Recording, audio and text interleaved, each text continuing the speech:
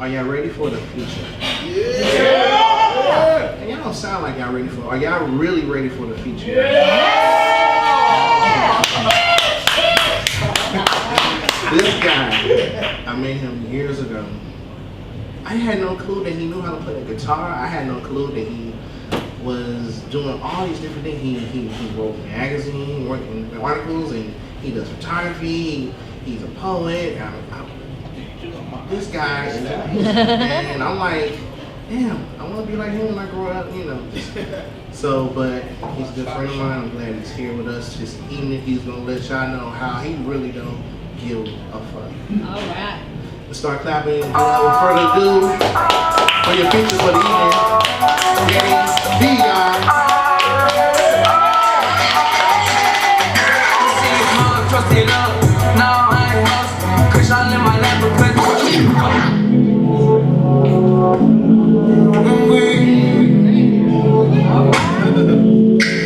I like it when you lose. I like it when you go fast. I like the way you use it. I like that you don't play fair.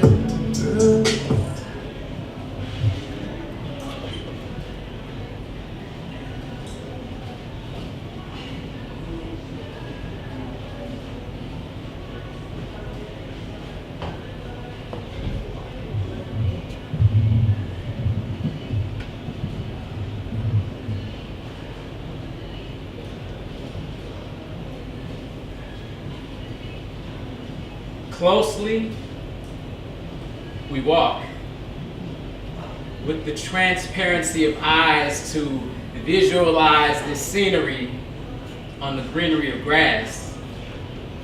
Her body is succulent glass, tinted in grape, guitar shaped. She is strumming my tone with her walk as a Victoria's Secret pendulum to my acoustic curriculum of love. Her lips are cherry-flavored doves that replicate the sexual identity of the sky, and the sidewalk articulates the twitching of her thighs under the covering of jeans. That means every time she takes a step, her thighs jiggle. She's that big. But today she wears cloth hip fitting, so I'm a mouth of dream spitting, and the ground I'm hitting to be stepped on. Because her feet, my mind, are on. Like two roses attached to my optical thorn outside the social science building, she is socially stimulating my science and coordination of her biology. Physically, she is the engineering of my wants. Mentally, she is the psychology of my dreams. Under the aquatics of gray clouds, our central value is loud through lenses. She is investigating my first of five senses. She is the butterfly outside the windows to my soul walking. All right.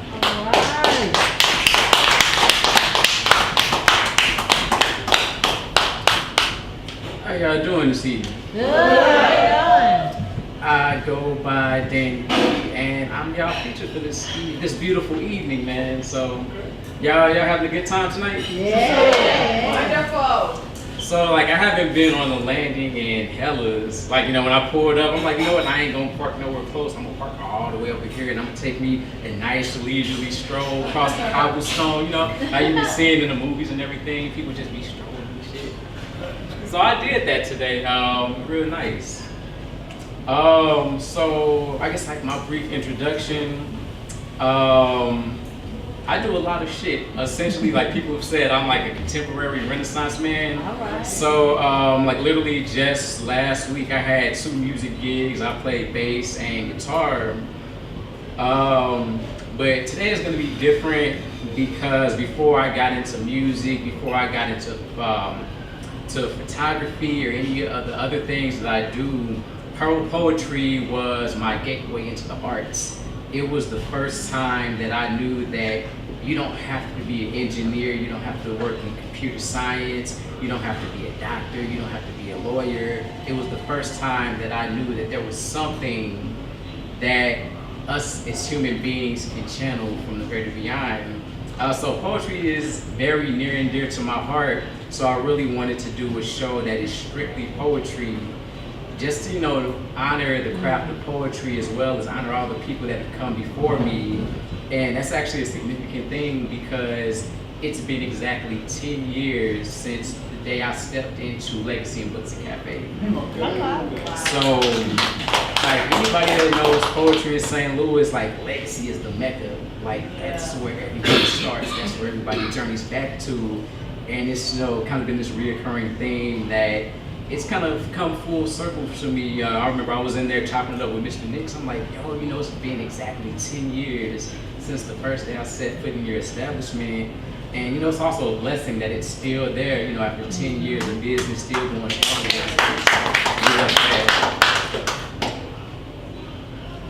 So that first piece I did was titled Walking, and it was the first piece that I memorized. I wrote it back when I was in college studying creative writing, and it was inspired by this particular girl that I would always see when I would come out of class. And she was just very shapely, very radiant, very beautiful. And, naturally you'd be like, yo, like, why don't you go up and holler at her, approach her or something like that? But, yeah. But so what I realized about myself as a writer is I feel like when you have these interactions where you don't actually interact, but you sort of observe, that kind of opens up this dream world of things that can happen. Anything can happen. And I think when you actually approach the person, it would have been either, yay, she gave me her number, she gave me the time of day, or no, she wasn't having that. But I kind of just let like the whole essence really consume me and just got to dreaming up all these wonderful things, like guitar shape. I would have never thought of that had I actually approached her. So yeah, that's like a little bit about my process, and as I get into the set, I kind of explain a little bit more about my pieces. So this next piece is something that I wrote at an open mic. It was in Word Up. It was actually a Maya Angelou theme, and I was like, yo, like I want to pay respect to Maya Angelou, so I didn't really come prepared. But I sat down on the spot and I wanted to write something, so I'm like, yo, like, what can I do within this like 15 minutes that can really like capture the essence? So the first thing that came to mind was Phenomenal Woman. Like everybody knows that piece. So I'm like, yo, like what can I do with that? So I decided to, give my interpretation of a phenomenal woman and basically, kind of just reinvent that piece in, my perspective. So that's what we got. All right.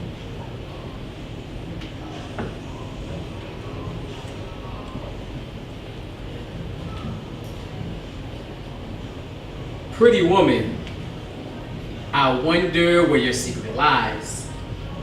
You don't have to be a 10 or fashion model size. You intrigue me just by taking one look into my eyes. I'll believe whatever you tell me. You say it's in the reach of your arms, the span of your hips, the stride of your step, the curl of your lips. You are a woman phenomenally, phenomenal woman. That's you. You walk into the room and consume my breath. Your presence is breathtaking. I inhale thoughts about you as you exhale my attention, and the grace of your stride is so bold but nice and confident and slow, like honey dripping from your thighs to your knees. My imagination is festive, just like a hive full of bees. I want to pollinate you with compliments. You are a woman phenomenally, phenomenal woman. That's you. I ask myself, what is it that I see in you? Looking at you intensely, my hands beg to touch your skin and explore the mysteries that you possess within. if you showed me. Well, if you showed me, only you could explain what would happen if you showed me. You say it's in the arch of your back, the sun of your smile, the ride of your breast, the grace of your style. You are a woman phenomenally, phenomenal woman. That's you. That's the next.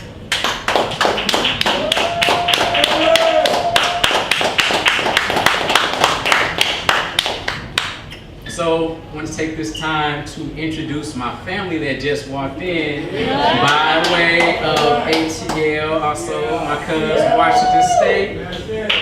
Appreciate my family coming out to support. So that piece was titled Woman Phenomenally, and as I mentioned before, damn, that sandwich look good as hell, man. He's just like sitting right here in front of me, just taking this big ass bite. I'm sitting on stage, hungry. Yo, but that piece was called Woman Phenomenally. That was my interpretation of Maya Angelou's Phenomenal Woman. So, for my first two pieces, you can kind of see that there's this consistent thing going on with me and women. And like how I like admire women and everything like that. So, yeah. So that's kind of been the structure of a lot of my poetry, from conception. That's sort of, where I found myself in terms of my niche. And it was really funny how I got into that. So I had this creative writing class, and we had our first poetry writing assignment, and I'm like, damn, what am I gonna write about, man? Like at first it's like, coming from a predominantly black school, I'm like, I'm gonna rhyme some stuff, I'm gonna write a rap. I'm like, nah, I can't do that. So I kind of just, let some ideas flow, and the thing that came to mind was this one particular girl that was in my class, beautiful as ever, had this red purse that she always carried with her, and I was like, that purse is everything. So I kind of like had my creative session, and I actually wrote this piece called Miss Candy Apple Rose. And so I showed up to class literally the next week, and I read this poem during our workshop about this girl that was in our class. And she eventually figured out, long story short. But it was a funny experience though. But yeah, so that's kind of how I got my segue into writing about women, love, relationships and stuff like that. But so like the next couple of pieces, I'm kind of gonna change it up a little bit because I've learned over the past few years that you kind of have, you experience new things. There's this wide range of life that happens that gives you new ideas, new inspiration. But also I wanted to challenge myself as a poet just to, get outside of my comfort zone and write about something different. So I kind of have these pieces that they're still in the same general genre of love, but they're kind of like a different perspective. They're not necessarily the happy-go-lucky, the sunshine and flowers and all that kind of stuff. So I'm gonna give you these pieces. All right now.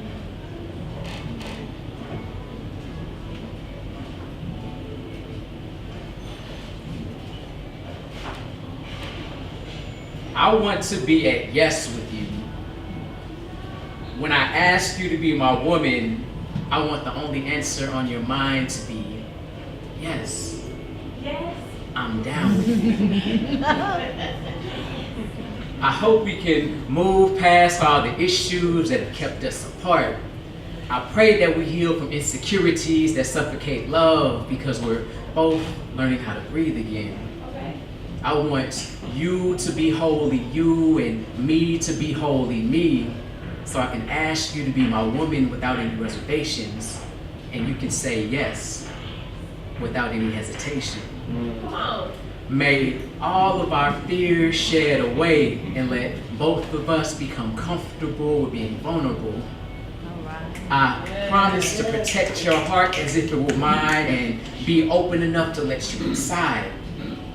I don't care what we've been through or what we're going through. None of that matters. I want you to be open enough, just like I can be open with you. We can late night talk on the phone about all the stuff that bothers us. We can get into our feelings. I don't care how that may make me look kind of feminine, because I just want to be at yes with you. I want to share my soul with you like I have never done with any other woman. So all I'm asking is, can I be at yes with you? Yes, please.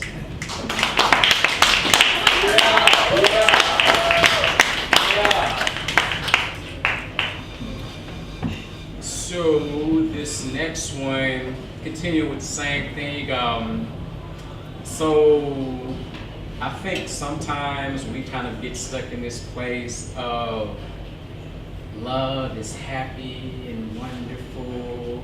As John Mayer said, it's hot pink and fiery red. It's not, like, it really isn't. You know, there's a lot of pull, a lot of tension that goes into love a lot of times. And you know, we kind of paint over that. And you know, even in some of the R&B songs, we ain't really paying attention to the real shit they saying, because we listen to the beat, we just like, okay, he's talking about this girl, I don't know what he's talking about, but yo, we in here. So like, the thing that I can do with poetry is actually strip away all that music, all that production, and like give you that real like tension, raw, that raw that goes into it. So I'm about to do that with this piece.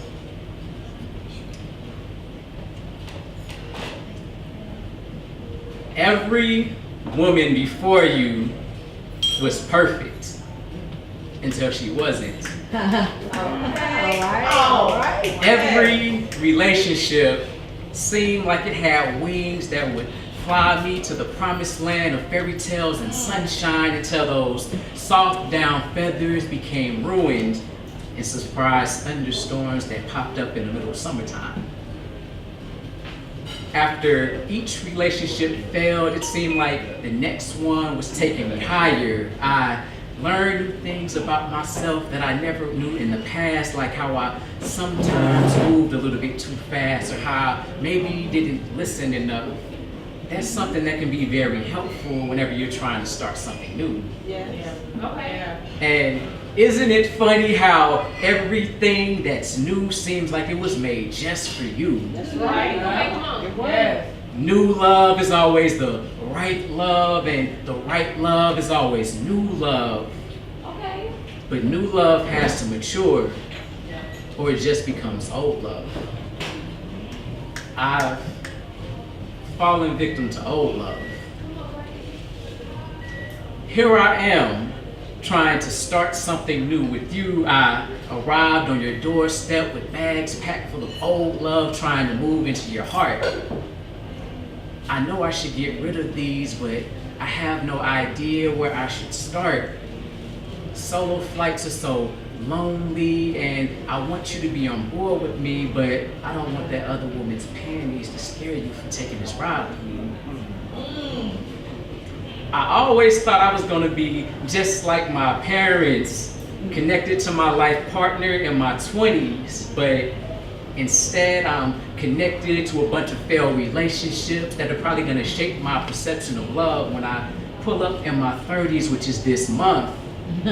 And I don't even want to think about what life is gonna be like in my 40s, because that shit seems kind of stressful, like it's gonna be a bad novel. However, I was chopping it up with somebody that was a little bit wiser than me, and they said that, yo, life is just beginning. You have to go through a little bit of something and get you a little bit of seasoning before you start winning. You have to go through the oven a few times and come out all nice and healed before you can ever dream about being that full course meal. So I let that sink in a little bit. I took their advice to heart. And what I realized is that all of these failures, they were really lessons. And baggage is only baggage whenever you refuse to see the blessings. So here I am, trying to start something new with you. I arrived on your doorstep with bags packed full of old love, trying to move into your heart, but what I realized is that in those bags are really lessons that are gonna grow into blessings, and they're gonna show me exactly where to start. All right, all right.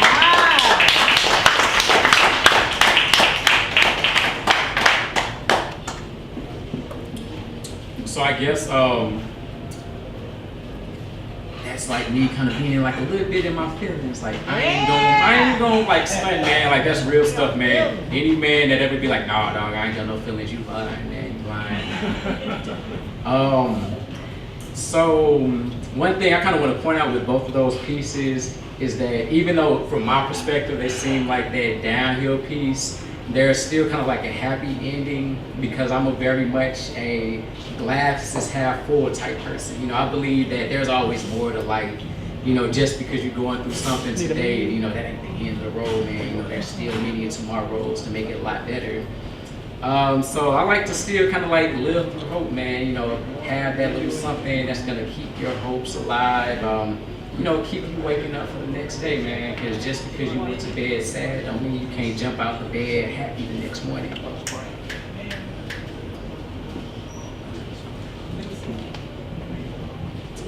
So this next piece, I'm gonna like kind of bring it back to my usual lane of stuff that I really do. Something new, like I just wrote it probably this springtime, and it originated out of an older poem that I wrote a couple of years ago, but it's sort of the genesis of this project that I'm working on, which will, you know, hopefully y'all get to know a little bit more about it in the future.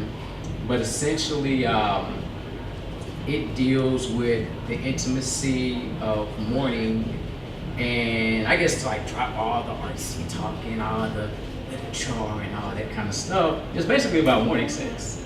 Like straight simple. I have an entire master's degree and shit. I can make it sound all flamboyant. I'm like, nah, I'm just gonna keep it simple.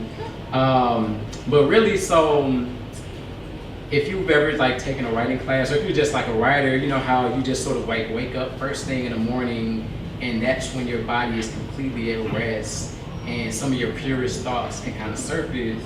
So this is one of those pieces where, you know, I was like woke up first thing in the morning, and I kind of just like had this whole vibe going on. You know, I was extra sensitive to like birds chirping and all that kind of stuff. And so I conceived this idea, and you know, that's basically, you know, where this piece came out, and I'll probably get you the original. But this is like my new baby, so I'm gonna get this one out the way first. So this one is entitled Eyes.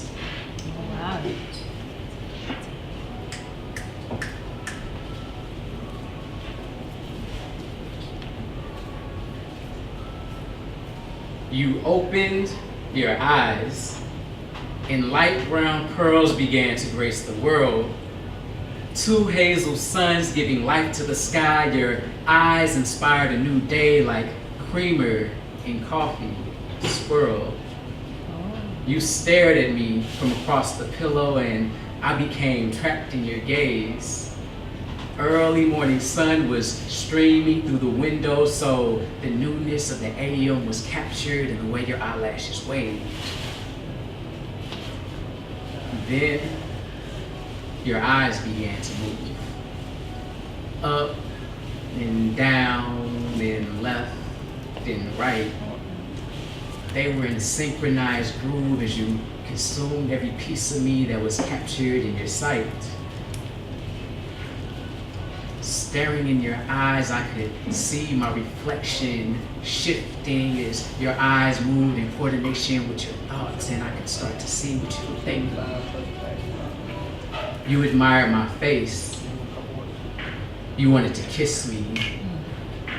Then you admired my chest and my shoulders. Your eyes were caught.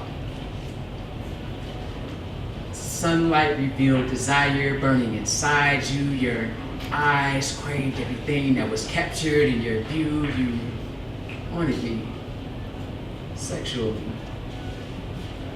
The long stare you gave showed me how your anticipation was on the rise. You were so ready to misbehave. So you invited me. with your eyes. All right. All right.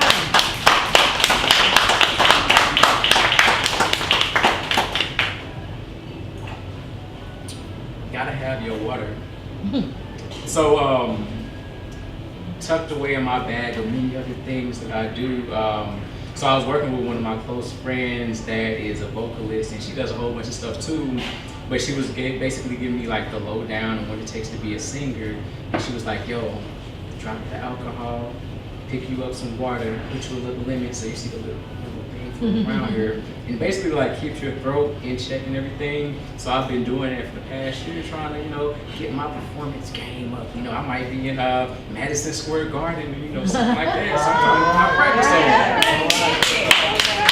I want my ticket. I got you, cuz.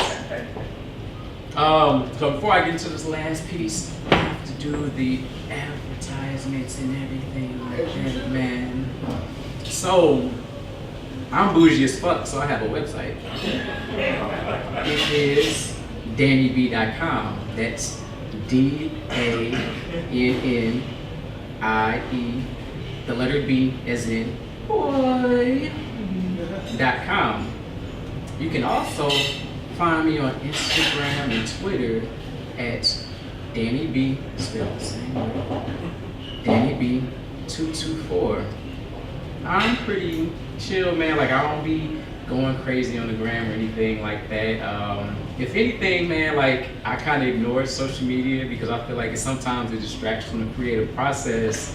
But I kind of got encouraged to really pick it back up. So the dopest thing happened last week. I was working with an illustrator friend of mine, and we were basically doing like this collaborative session where she was painting and I was composing some music. And she was like, "Yo, like, I'm gonna stream this live on Instagram." I'm like, "Damn, I didn't even think about that." But I mean, we up here breaking new grounds and stuff, so I guess we gonna share this with the gram. So like, I did my little Instagram stuff, and then also did, a little bit on Facebook Live. So if you want to go back and see that session, you can jump on my Instagram page, or if you're Facebook friends, you can check it out on Facebook. And I actually did like a little something this morning. I'm not sure how many people actually saw it, but I consistently have like this practice regimen where every day, kind of like 4 or 5 o'clock, I do my art stuff. So I'm doing like music and everything like that. So today when I was getting ready for the show, I'm like, damn, it's like my first poetry feature. Like, I don't know how I'm supposed to feel, man. Like, I've been used to like doing music stuff. When I left out my house, it felt weird that I didn't have a guitar with me. I'm like, shit, am I forgetting something? They're like, oh no, it's just poetry. But so, I was just kind of just inviting people into my space, because I think one of the great things about technology is that it gives us the ability to share with people on a deeper level. So beyond what you see here on this stage, you have the opportunity to sort of, see where my head is some of the times, see what goes into my pieces and everything like that. So yeah, I kind of got into that this morning. And so also I got to give out a shout to my boy Kaiserific. Yo. So he is like one of the most supportive people in the poetry community in St. Louis. I remember very early on, some years ago when I first met him, he's like, "Yo, like, get out there, man. You got something to share. You got something going on." And never once was there any type of like competition or like I'm trying to one up that man. Like, it was all love from the beginning. So that means a lot to me. And the funniest thing was, when we were trying to get this show put together, we're talking on the phone, and he's like, "Yo, like, I'm so grateful to have you on here, man. Like, you're one of the poets I've always looked up to." I'm like, I'm just little old me, this is my first feature and stuff. I ain't got no kind of poetry.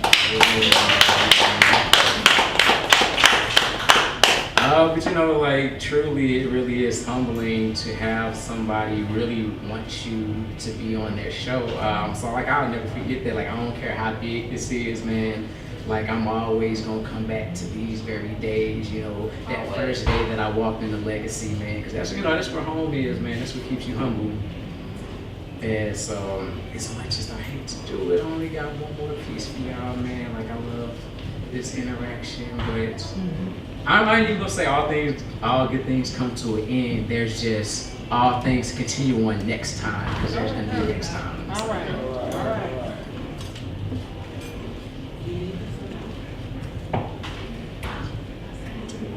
So this piece is the piece that set up the last piece that I did. It was the genesis of this whole project, and just real feelings. It was inspired by Amel LaRue's "We Can Be New," and that's actually the title of it. It's called "We Can Be New."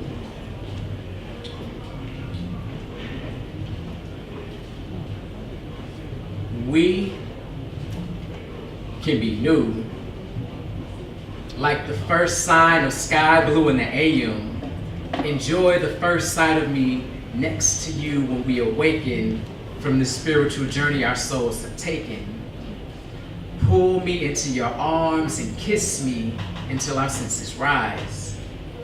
Envision last night whenever you close your eyes. Deep breaths. Inhale the sweetness of this moment. I can smell your hormones growing more potent. Embracing your scent gives me a high. I free fall through the fragrance left wherever you lie. Skin to skin. We personify the term best friend whenever we join complexions. Penetration in suspense. Our existence is so intense. Heat in the coolness of the morning breeze. Our bodies tingle from the sounds of waking leaves.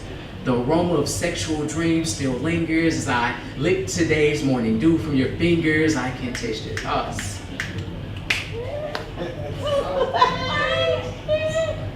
You want me. I want you. You explore me, so I explore you. We know each other's bodies so very, very well, but this morning we can be new. Come on,